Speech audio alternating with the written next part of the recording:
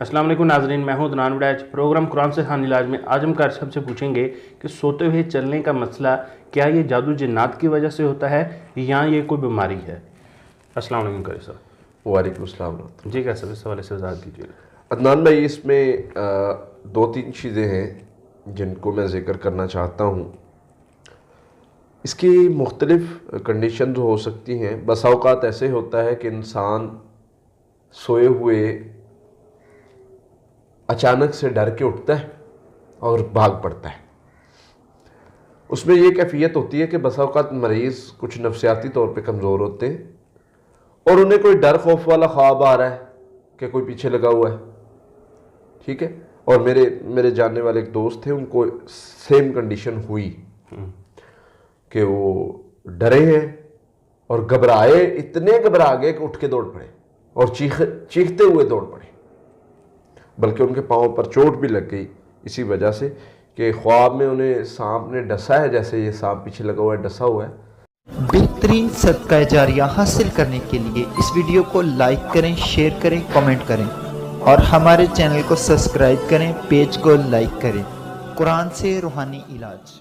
डसा है सांप ने और उसने चिल्लाना शुरू कर दिया और उठ के भागना शुरू हो गए।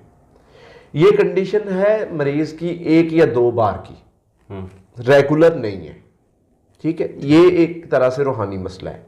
मैंने उनको कुछ पढ़ाई बताई, उन पर एक दो बार दम किया, वो अल्लाह की रहमत से ठीक हो गए। उसके बाद उन्हें मसला नहीं बना। दूसरी कंडीशन होती है कि जैसे बॉडी में करंट सा लगता है और बसा औक़ात जैसे बॉडी पैरालाइज हो जाती है, स्लीपिंग पैरालिसिस अटैक इसको कहते हैं। वो एक अलग कंडीशन है उसकी कि बंदा जिस्म बेजान हो जाता है, मतलब जकड़ा हुआ है, ऐसे लगता है जैसे किसी ने पकड़ा हुआ है। और उसको बाद लोग दबाग कहते हैं, बाद मतलब मुख्तलिफ नाम दिए हुए। उससे भी बंदा जब उठता है तो तलखी करता है और बसा औक़ात जल्दी जल्दी से अपने बेड से, अपनी चारपाई से उतरने की कोशिश करता है।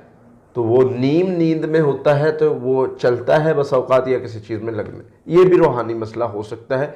इसमें भी आगे 3-4 कैटेगरी हैं कि रूहानी मसला कितना हो सकता है, जिस्मानी मसला कितना हो सकता है। मैं इसकी डिटेल में नहीं जाना चाहता क्योंकि इस पर हमारा एक अलग से टॉपिक रिकॉर्ड है कि जो सोते हुए दबाव झटका जो है वो किन वजूहात की अलामत है और वो वजूहात को कैसे कवर किया जाए, ये पहले से रिकॉर्ड हो चुका है। मैं उसकी डिटेल में नहीं जाना चाहता। इसको भी रूहानी मसले में हम लेंगे। एक होता है कि रेगुलर बंदे की एक कैफियत है, दूसरे चौथे हफ्ते बाद 10 दिन बाद उसको ये कैफियत होती है कि वो बसा औक़ात कुछ लोग होते हैं, वो कहते हैं जी कि हम तो सोए हुए थे उस कमरे में, उठे हैं तो इस कमरे से, ठीक है। मैं कई लोगों को ऐसे बंदों को जानता हूँ जिनको ये कंडीशन रह चुकी है।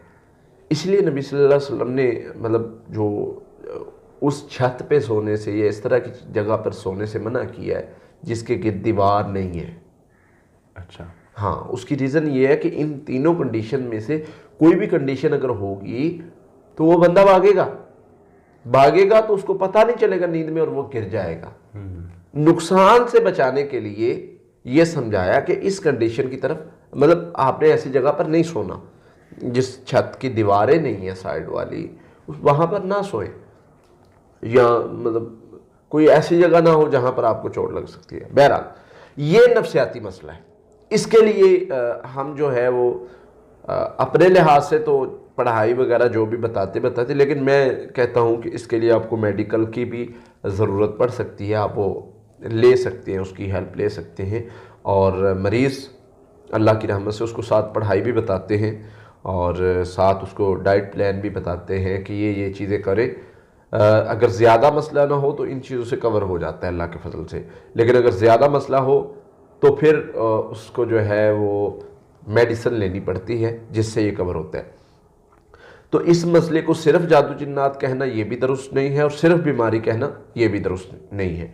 मैंने 3 कंडीशंस को अलग अलग किया है। एक कैफियत है जो ख्वाब आके होती है और ख्वाब आने के बाद वो रेगुलर नहीं होती, 1, 2, 3 बार ज़्यादा से ज़्यादा, और वो भी कभी कभार, ठीक है। तो تو یہ کنڈیشن روحانی مسئلے کی وجہ سے، جادو جنات شیطانی اثر کی وجہ سے ہو سکتی ہے، اور اس کو پڑھائی کریں گے تو یہ کور ہو جائے گی۔ دوسری کنڈیشن جو باڈی پیرالائز ہو جاتی ہے، کرنٹ لگتا ہے، جھٹکا لگتا ہے، وہ روحانی بھی ہو سکتی ہے، جسمانی بھی ہو سکتی ہے۔ اس میں ہم آگے چل کے کچھ کیفیات کو اس کو کہتے ہیں کہ یہ چیز چینج کرو، یہ کور ہو جائے گی، اور ساتھ میں پڑھائی بھی دیتے ہیں۔ تو پڑھائی، حفاظتی پڑھائی کرنے سے یہ کیفیت کور ہو جاتی ہے۔ اور جو پہلی کنڈیشن میں نے ذکر کی ہے اس کے لیے بھی سورہ فاتحہ، آیت الکرسی، سورہ بقرہ کی آخری 2 آیات، آخری 3 کل، یہ آپ سونے سے پہلے 3 بار پڑھ لیں گے تو وہ کیفیت نہیں ہوگی انشاءاللہ، اور صبح و شام بھی پڑھیں۔ پھر اسی طرح جو تیسری کنڈیشن ہے سوتے ہوئے چلنے والی، یہ ایک جو ہے وہ نفسیاتی ایشو ہے، یہ ایک بیماری ہے، پراپر اس کا ٹریٹمنٹ چلتا ہے اور اس کے لیے میڈیسن لینی پڑتی ہے، اس کے بعد یہ بندہ ریکور کرتا ہے اس چیز کو۔ تو اس کو الگ الگ دیکھ کے ہم اس کا الگ الگ علاج کریں گے تو اللہ کی رحمت اور اس کے فضل سے یہ معاملات بہتر ہونا شروع ہو جائیں گے۔ لیکن ہمارے ہاں ایسے کوئی بھی مسئلہ ہوتا ہے اس کو صرف ایک جگہ پہ رکھ کے سوچا جاتا ہے کہ نہیں جی یہ تو مسئلہ جو ہے وہ جادو جنات کی وجہ سے۔ ہاں آپ حفاظتی پڑھائی پڑھیں، بہت ساری بیماریاں ایسی ہیں جن کو یعنی وہ جسمانی بیماریاں ہوتی ہیں، جب ہم پڑھائی کرتے ہیں تو وہ کور ہو جاتی ہے اللہ کے فضل سے، تو یہ بیماری بھی کور ہو جاتی ہے، عموماً کور ہو جاتی ہے۔ حفاظتی پڑھائی صبح شام سونے سے پہلے اگر آپ پڑھتے ہیں تو اللہ کے فضل سے بہت سارے مریض ایسے دیکھے ہیں جن کی یہ بیماری کور ہونا شروع ہو گئی۔ لیکن صرف اس کو جادو جنات ہی سمجھ لینا، میں یہ سمجھتا ہوں کہ یہ کافی نہیں ہوگا۔ ہمیں حقائق کو مناسب طریقے سے دیکھنا چاہیے اور اس کو ایک فیصلہ کرتے ہوئے، میری یہ عادت ہے کہ میں فیصلہ کرتے ہوئے کبھی جلدی نہیں کرتا، اس کو اس اعتبار سے دیکھ کے، اس کو میڈیکلی پوائنٹ آف ویو سے دیکھ کے، اس کو جو ہے سائیکولوجیکل پوائنٹ آف ویو سے دیکھ کے پھر اس کو مطلب اس کا فیصلہ کیا جاتا ہے۔ بہرحال یہ پڑھائی کرنے سے اللہ کی رحمت سے، اللہ کے فضل سے یہ معاملات کور ہو جاتے ہیں۔ بہت شکریہ قاضی صاحب۔ جی ناظرین، اگلے پروگرام میں پھر حاضر ہوں گے، تب تک کے لیے اللہ حافظ۔ بہترین صدقہ جاریہ حاصل کرنے کے لیے اس ویڈیو کو لائک کریں، شیئر کریں، کمنٹ کریں اور ہمارے چینل کو سبسکرائب کریں، پیج کو لائک کریں۔ قرآن سے روحانی علاج۔